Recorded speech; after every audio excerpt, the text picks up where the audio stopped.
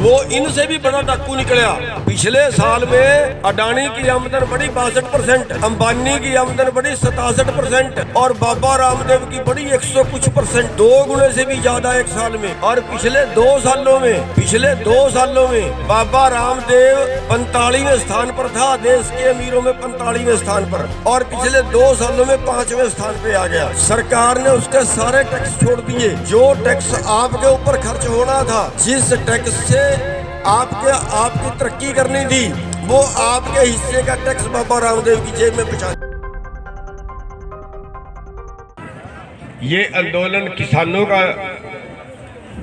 नहीं बल्कि जन आंदोलन है। किसानों ने तो शुरू किया है, पूरे देश के हर वर्ग को प्रभावित करने वाला आंदोलन है। मैं तो इसको धर्म युद्ध बोलता हूं, आंदोलन नहीं धर्म युद्ध है। धर्म युद्ध इसलिए है कि हमारा देश जहां सोने की चिड़िया थी, आज वहां मिट्टी की चिड़िया बन गई। आज हमारा देश भूखमरी में 107 देशों में 94वें स्थान पे खड़ा है। यानी कहां उत्तम खेती थी, आज नखिद्ध खेती हो गई। पिछले 20 साल में 3.5 लाख किसान कर्जे से दबके सरकार ने मार दिए हैं, परेशान किए हैं। किसी ने जहर खा लिया, किसी ने फांसी लगा ली। 15,000 20,000 हर साल परमात्मा को प्यारे हो जाते हैं केवल कर्जे की वजह से। आज हमारे देश में एक परिवार की आमदन 90 करोड़ एक घंटे की है। 90 करोड़, यानी अगर साल की जोड़ दें, देश के टोटल किसानों के टोटल कर्जे से ज्यादा एक साल की आमदन है। और दूसरी तरफ 9 रुपए प्रति घंटा नहीं, अगर 9 रुपए प्रति घंटा भी हो तो भी आदमी की जिंदगी चल जाए। 2017-18 का एक सर्वे है, उसमें यह बताया गया है कि बहुत से परिवार ऐसे हैं जिनकी एक साल की आमदन टोटल 20,000 रुपए है। एक साल की टोटल आमदन 20,000 रुपए। सुप्रीम कोर्ट का एक कर्मचारी को कपड़े धोने के भी एक साल के 21,000 मिलते हैं। और हमारे लोग को, सरकार का सर्वे है, मेरा नहीं है, आज हमारे 45% बच्चे कुपोषण का शिकार हैं। 45% बच्चों को हम खाना पूरा नहीं दे पाए। ये हालत हमारे देश की है। और अभी जो कानून बनाए गए, इन कानूनों से पूरा कृषि व्यापार कारपोरेट को जाएगा, बड़ी कंपनियों को जाएगा। बड़ी कंपनियां पूरे देश का माल खरीदेंगी, खरीदते समय कम से कम रेट देंगे और फिर पूरा देश उनका ग्राहक होगा। पूरा देश उन्हीं से लेके खाएगा। और जब पूरा देश उन्हीं से लेके खाएगा, फिर उदाहरण हमारे सामने है। 4 साल पहले महाराष्ट्र की सरकार ने स्टॉक सीमा हटाई थी। देश के 7-8 पूंजीपति थे जिन्होंने सारे देश की दाल खरीद के रख ली थी और 250 रुपए किलो में खरीद के 200 रुपए किलो में बेची थी। पूरे देश का किसान जो आम जनमानस लूटा था, और पूरे देश का अब अकेले अडानी ने, जो सूचनाएं मिल रही है, अकेले अडानी ने दाल में 1 लाख करोड़ कमाया था। बाकी 7-8 लोग और थे, उन्होंने कितना कमाया है। अभी प्याज हमारे से 8 रुपए किलो बिका है, लेकिन हमने ही दोबारा जो उसको खरीदा है या हमारे दूसरे भाई ने खरीदा है, उसको 80 रुपए किलो तक मिला है। आलू 7 रुपए किलो खरीदा है और हमें 40 रुपए किलो में भी मिला है। हमारे देश में कोई कानून नहीं है कि कितने गुना मुनाफा ले सकता है, कितने। अरे भाई ये भी तो कानून बन सकता है कि अगर प्याज 8 रुपए में किलो में खरीदा है तो 15 रुपए किलो से ज्यादा कोई नहीं बेच सकता। होना चाहिए ना ये कानून, नहीं बना, क्योंकि अमीरों को और अमीर बनाना है और गरीबों का और खून निचोड़ना है। अब जो कानून बनाए हैं इन कानूनों से और भुखमरी बढ़ेगी, करोड़ों लोग और भुखमरी का शिकार होंगे, करोड़ों लोगों की जानें जाएंगी भुखमरी से। अगर आपके आंदोलन से, अगर आपके सहयोग से उन करोड़ों भुखमरी वाले लोगों की जानें बच जाएं तो इससे बड़ा धर्म का काम और क्या होगा। इसलिए हम इसको धर्म युद्ध बोलते हैं। और इस धर्म युद्ध में हर छोटे आदमी से लेके बड़े से बड़े आदमी तक हर आदमी का फर्ज बनता है धर्म युद्ध में अपना हिस्से डालना। चाहे वो कोई लंगर की सेवा कर दे, चाहे वो धरने की सेवा कर दे, चाहे वो कहीं बोलने की सेवा कर दे, चाहे वो किसी को लेके आने की सेवा कर दे, चाहे वो कुछ नहीं करने काबिल घर बैठा बैठा ये कहे भाई कर तो ठीक रहे हैं, कोई और कुछ नहीं करने काबिल उस परमात्मा के आगे हाथ जोड़ ले कि परमात्मा इनकी सुन लेना। ये धर्म युद्ध है। इस धर्म युद्ध में देखिए एक कहावत है कि एक काटो धी गिलहरी बोलते हैं जिसको, जब श्री रामचंद्र जी लंका पे पुल बना रहे थे तो वो काटो पुल बनाने में सहयोग कर रही थी, रेते में लिटती थी, पानी में डुबकी लगाती थी। तो एक कौवा वहां पे देख रहा था, उस कौवे ने पूछा काटो तू क्या कर रही है? उसने कहा मैं इस धर्म युद्ध में श्री रामचंद्र जी का सहयोग कर रही हूँ, पुल बनाने में मदद कर रही हूँ।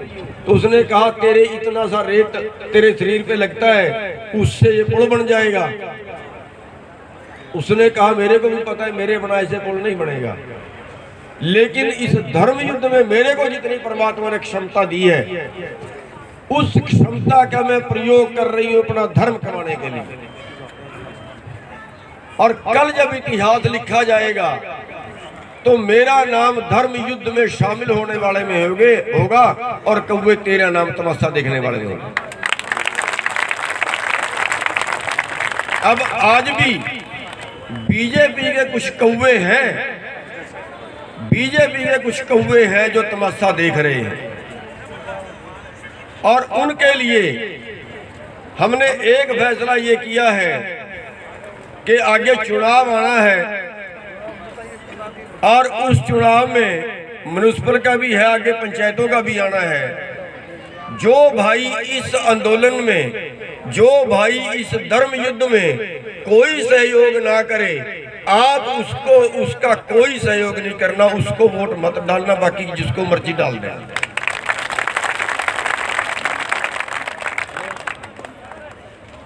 तो मेरी सबसे प्रार्थना है कि जो भाई आज तक इस धर्म युद्ध में शामिल नहीं हुए, चाहे वो किसी भी जाति का है, चाहे वो किसी भी बरादरी का है, आज जाति का और बरादरी का कोई सवाल नहीं है।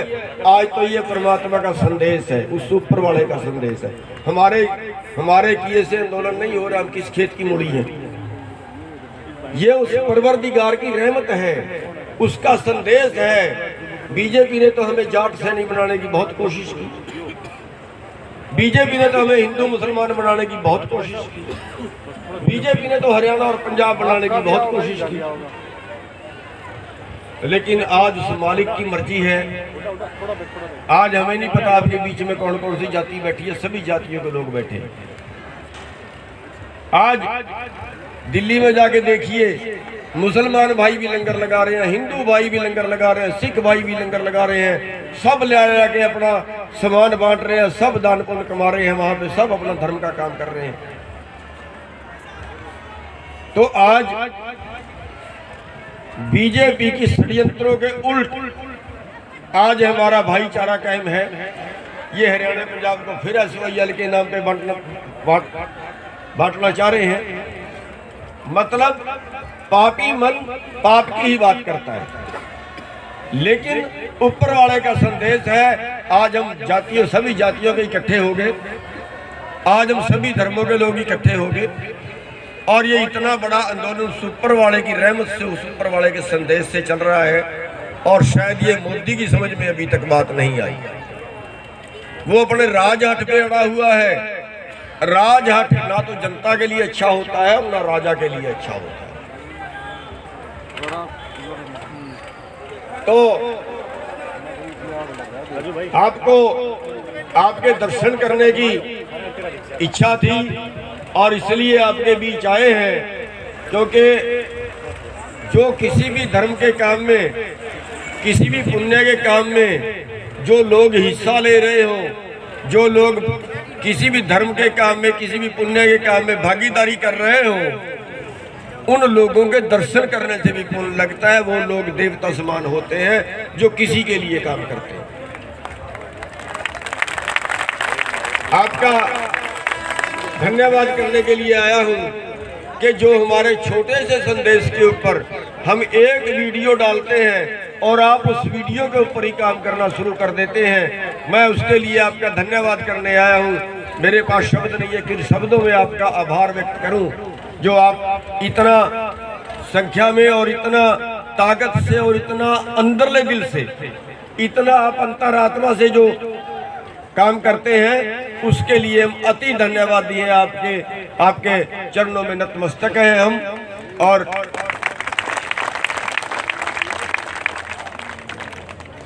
जो टोल फ्री का प्रोग्राम है, ये हमने 3 दिन के लिए किया था, लेकिन कल जिन टोलों पे गए उन सभी से ये आवाज आई कि इसको परमानेंट कर दिया जाए।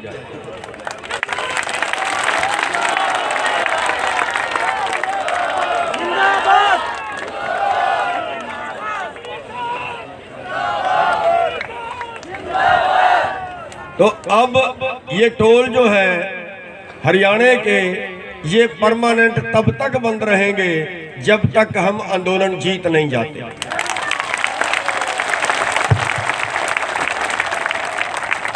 और थोड़ा सा अनुशासन, थोड़ा सा सिस्टम हर जगह पे बना के रखना पड़ता है।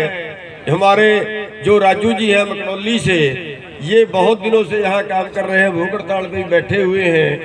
तो हमने इनको नियुक्त किया है, इनको बोलना है कि यहाँ की जो देख रेख है, यहाँ का जो है, वो अपनी अगुवाई में यहाँ पे सारा सिस्टम ठीक रखें। और ये जिन लोगों की मदद लेना चाहे उनकी ले लें, लेकिन एक सिस्टम से चलाएं, क्योंकि हमने उपद्रव नहीं करना है। बस एक बात का ख्याल रखना है, हमने तोड़ फोड़ नहीं करनी है, हमने कोई आगजनी नहीं करनी है।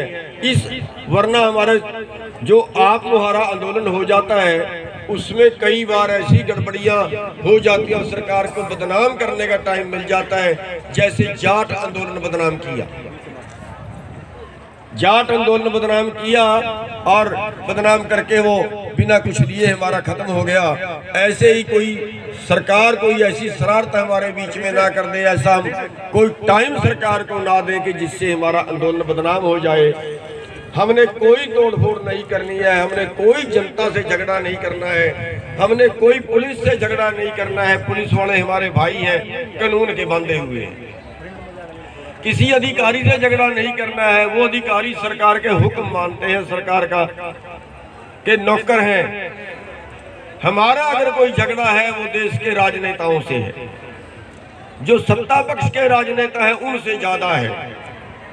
और उन पे आप अपना गुस्सा जरूर उतार सकते हैं। अगर कोई राजनेता, कोई बीजेपी का, कोई जेजेपी का, कोई आपके गांव में आए, कोई आपके इलाके में प्रोग्राम करे, उसका विरोध जरूर करना है, उसको प्रोग्राम नहीं करना है।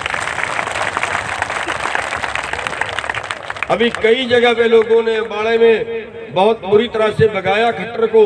कुरुक्षेत्र का प्रोग्राम खट्टर कैंसिल कर गया। दुष्यंत का प्रोग्राम उचाना में था, उसी के हलके में उन्होंने हेलीपैड पाड़ दिया, प्रोग्राम नहीं करने दिया। कई जगह पे उनके एमएलए, कई जगह पे उनके मंत्री आए, जहां लोगों ने बड़ा जम के विरोध किया। वो इनसे भी बड़ा डाकू निकला। पिछले साल में अडानी की आमदन बढ़ी 62%, अंबानी की आमदन बढ़ी 67% और बाबा रामदेव की बढ़ी 100 कुछ %, 2 गुने से भी ज्यादा एक साल में। और पिछले 2 सालों में बाबा रामदेव 45वें स्थान पर था, देश के अमीरों में 45वें स्थान पर, और पिछले 2 सालों में 5वें स्थान पे आ गया। सरकार ने उसके सारे टैक्स छोड़ दिए। जो टैक्स आपके ऊपर खर्च होना था, जिस टैक्स से आपकी तरक्की करनी थी, वो आपके हिस्से का टैक्स बाबा रामदेव की जेब में पहुंचा दिया। आज से 7-8 पहले तो बाबा रामदेव के पास कुछ भी नहीं था। आज देश के 5वें नंबर का अमीर है। इसलिए अंबानी, अडानी और बाबा रामदेव, इनका कोई माल मत खरीदना। हम छोटे व्यापारी से खरीदे, छोटे फैक्ट्री वाले का खरीदे, उससे देश की जीडीपी बढ़ती है। ये लोग तो लेकर उस पैसे को हड़प कर रहे हैं। तो बस इतनी सी बात आपके बीच में कहनी थी।